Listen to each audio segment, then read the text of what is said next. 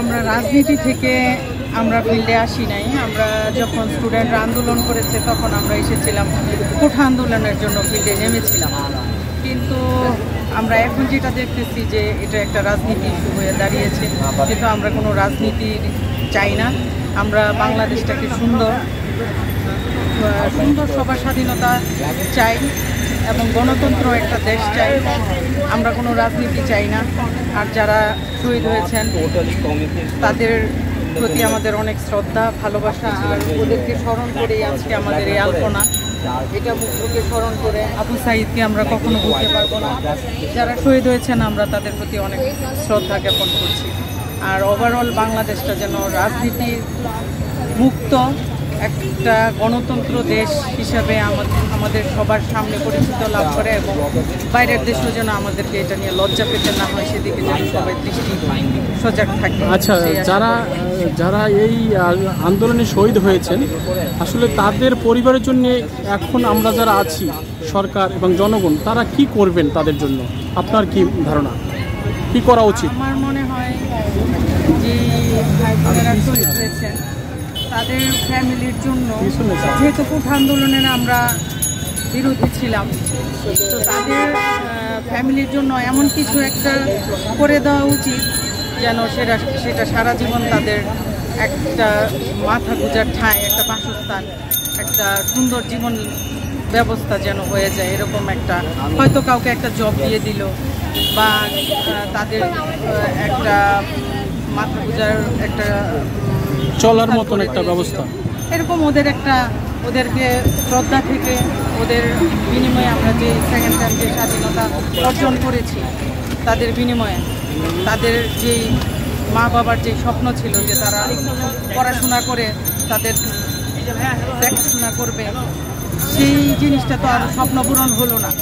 এখন সেই স্বপ্নটা যেন আমরা মুগ্ধ হয়ে, আমরা আবু সাঈদ হয়ে যেন তাদের পাশে দাঁড়াই।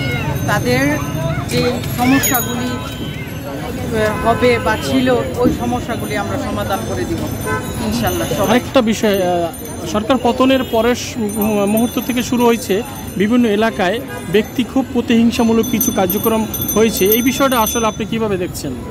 দেখেন, আমি আন্দোলনে অনেকবার যোগ দিয়েছি, সেটা ছিল ছাত্র আন্দোলন, কোঠার আন্দোলন।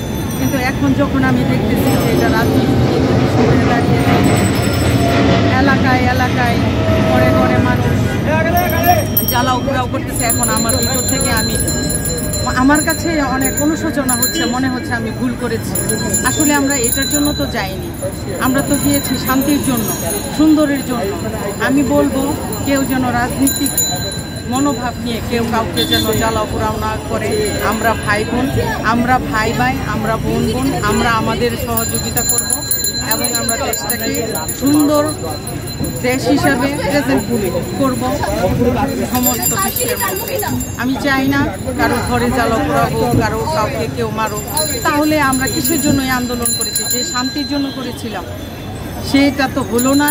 এখন একটা আন্দোলনের জন্য করতে গিয়ে এখন আমি দেখতেছি আরেকটা আন্দোলন আমাদেরকে করতে হবে যদি এরকম জ্বালাও পোড়াও হয়।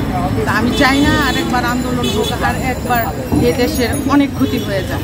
তা আমি চাই সকলে এটা বুঝুক, দেশটা আমাদের দেশ, আমাদের দেশকে আমাদেরকে রক্ষা করতে হবে। অভিভাবকের উদ্দেশ্যে আপনার কি বলার আছে? যারা অভিভাবক আছে, স্টুডেন্টের মাদার ফাদার যারা আছেন, তাদের উদ্দেশ্যে কি বলার আছে? তাদের স্টুডেন্ট যারা রাস্তায় কাজ করে এবং অনেকেই আসতেছে না, এই বিষয়টা একটু যদি বলেন। হ্যাঁ, স্টুডেন্ট, আমিও কিন্তু একজন স্টুডেন্ট, আমিও স্টুডেন্টের মা।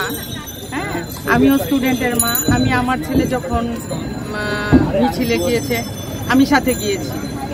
আমার কথা হচ্ছে প্রত্যেকটা সন্তান আমার ফিল হয়েছে যে তার আমার সন্তান।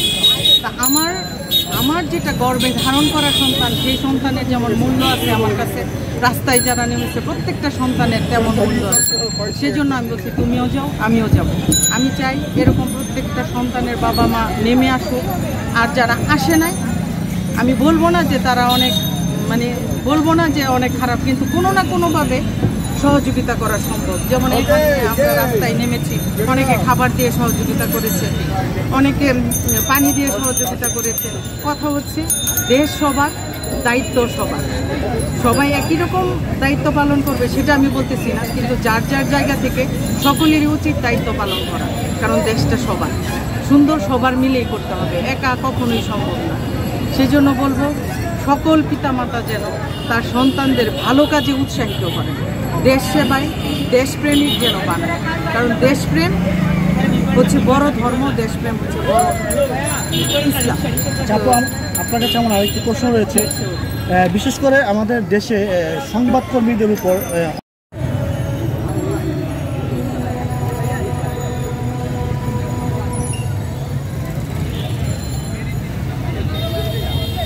এটা কি মুগ্ধের স্মরণে